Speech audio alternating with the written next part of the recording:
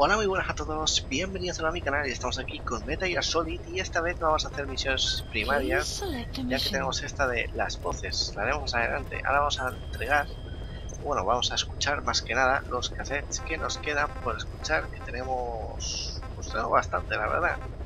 Y vamos a empezar, bueno, espérate, ¿esto qué es? Tarareo de paz.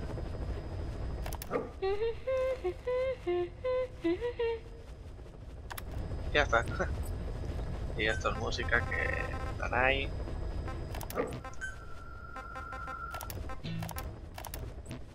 Vamos a dejar de escuchar. Uy. Vale, pues ya está. Y pues vamos a empezar, ahora sí que sí. Lo que pasa es que tenemos solo 8.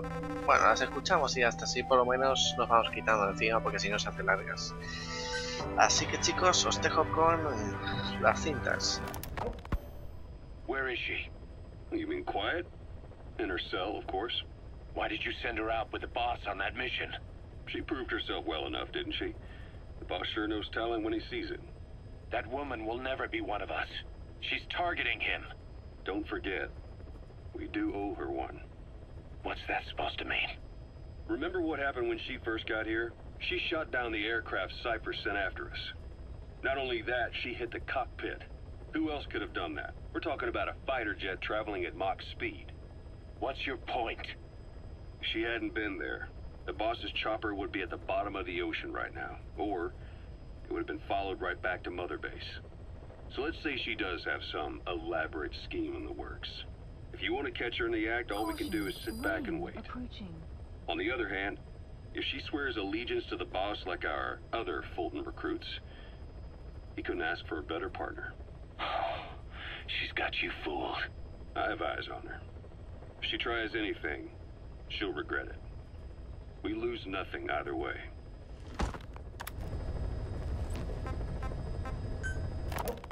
Boss, I have the report on that cargo we stole from Cypher's truck. The PF was transporting two things. The analysis of that malachite has come back first. Naturally, the main compound is copper. There's also a small amount of cobalt. Nothing unusual so far. Southern Zaire is a well-known copper belt. However, in addition to these, we also detected a trace amount of uranium. The content percentage, though, is too low for nuclear development. It most likely came from Shinkalobwe mine. That's where the uranium in that area comes from. The mine's closed, as all the high-purity uranium ore dried up a long time ago, but you could probably still find it there in small quantities. That said, there are plenty of other uranium mines that are in operation, like in Niger, Namibia, South Africa. Why go to an abandoned mine to scrape up whatever's left and ship it out in mass quantities without refining it?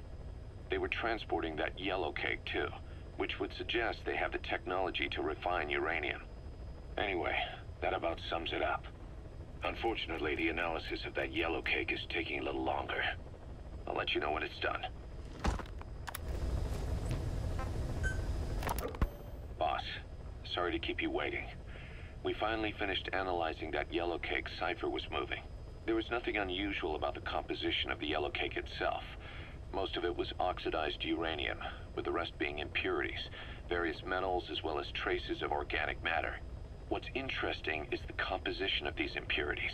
When we checked them against the impurities found in the copper ore, it was clear the yellow cake didn't come from Shinkalobwe, meaning they went to the trouble of mining two sources of uranium, then transported them together in different states. Another thing, we detected a very thin layer of highly enriched uranium in the middle of the yellow cake. Now that is very interesting. It may not be a lot, but it points to the existence of uranium-enriching technology. After all, yellow cake can't naturally produce highly enriched uranium. If they could mass-produce this, they'd be just one step away from a gun barrel-type nuclear bomb.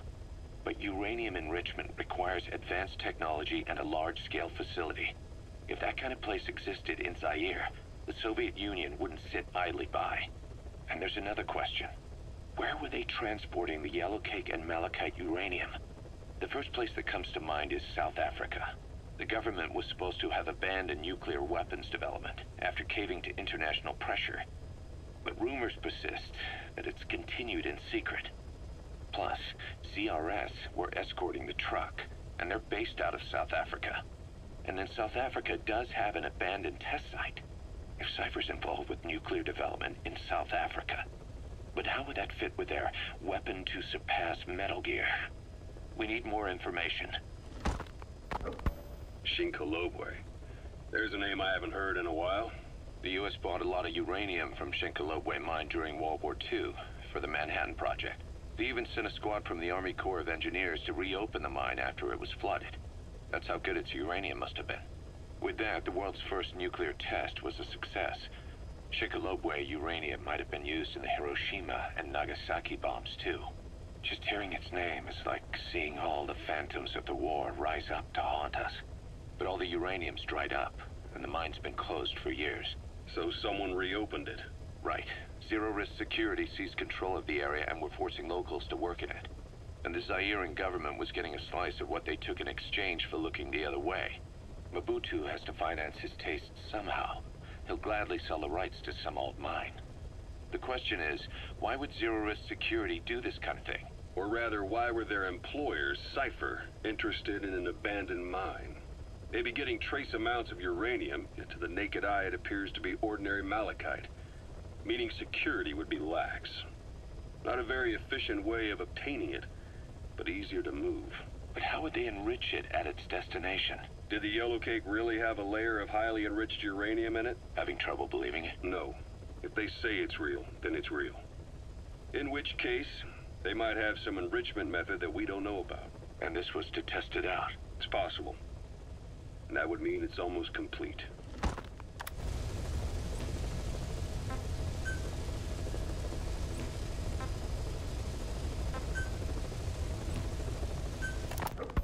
Ever since the attack on your unit 9 years ago, the name Big Boss has become known the world over. What do you mean? Those of your men who survived traveled far and wide. They fought throughout the world. In fact, they're part of the reason we have all these PFs now. Hard to believe how many of those bipedal weapons have popped up around Africa. When did that start? No more than 6 months ago. Didn't really hit me until I came here. They're not supposed to be in use yet. Emmerich says they were still doing the last round of fine-tuning. The doctor has no idea. His research has already hit the black market. Both sides of the Iron Curtain will have it by now. Even so, they're spreading much too fast. Sure, the Walker gears can operate in any terrain. Their mobility's just as good in the jungle as it is in the desert. That would come in handy in a place like Africa. They are modules that can one day be used as nuclear weapon systems. And with that in mind, the numbers are way too large. There must be another reason they're so widespread. Like what? It's all about needs. To small-time outfits like most of these private forces, this product is a dream come true. Hell, it goes beyond PFs. This is the ultimate weapon, the forbidden fruit, for anyone with an enemy to fight and people to defend. A nuclear deterrent. Exactly. Sounds familiar, huh? PFs are all operating off your playbook. You created these times. But could this be the new weapon in Africa that Emmerich talked about? If it is, why is Cypher letting everyone and his brother get their hands on one? What comes next? Selling nuclear weapons in the open? Making them public property? Why don't they give that a try? Then the next war really will be fought with sticks. Right. The man we're dealing with isn't foolish enough to make a suicide pact with the world. So, what is Cypher really up to?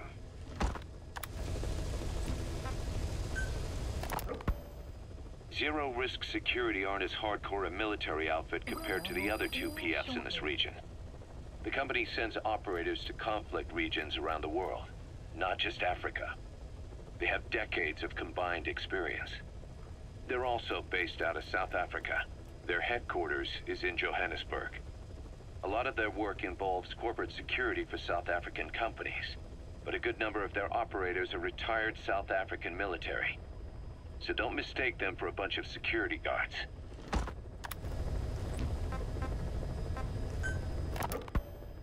Rogue Coyote operates mainly out of Africa these days. Of the three PFs, they're the smallest. However, they scooped up most of the Rhodesian SAS after the country collapsed 4 years ago. Picture their entire organization as one big special forces unit. With Rhodesia a British colony, the Rhodesian SAS had its origins in 22 SAS Sea Squadron. They started out as a group known as the Southern Rhodesia Volunteers. But in '51 they were incorporated into 22 SAS as members of the British Commonwealth and deployed to fight guerrillas in the Malayan emergency. Even now, 22 SAS keeps the C Squadron designation empty in recognition of their service. In a way, you could say the SAS almost makes up the core of Rogue Coyote. Later on, they were bolstered by other talent, including former Cella Scouts and 32 Battalion. These guys are direct descendants of the best special forces in the world. They won't go down without a fight. Don't get careless. Kungenga Mine. A civil war's been going on in that region for the last 20 years. It's being fought by what are now two ethnic groups, the Buta and the Mbele. Originally, you could barely tell them apart, but the reason for the current armed conflict goes back to World War I. After the war, their land was colonized by a European power, and it decided to give local control to the Buta. That split the two groups into rulers and subjects, laying the foundations for an inevitable civil war. The friction between them remained even after they won independence from Europe. The Buta are holding on to power to this day, and the Mbele rebels continue to fight back. The conflict is funded by locally mined gold, rare metals, diamonds. They've used the money from those to arm themselves, buy oil, and even hire PFs. The Buta administration owns the mining rights to Kungenga Mine. But most of the laborers are Mbele, who they've taken prisoner. The product they've gouged out of their land is bought up by cheap Western corporations. And the civil war is fueled by the profits. That's how it goes. One country's people is split apart by another country. Then the two groups tear up their own land for money in order to fight each other. Now this civil war started by a foreign power is the norm, and it's sucking up all the country's resources. PFs are just the same. They follow the money, taking war with them wherever they go. That goes for us too. It's an endless river of bloody retaliation, and we're standing downstream. Should we make a stand and staunch the flow? Or wade in amongst the corpses and make a bigger splash than the rest? We'll follow your lead, boss. That's how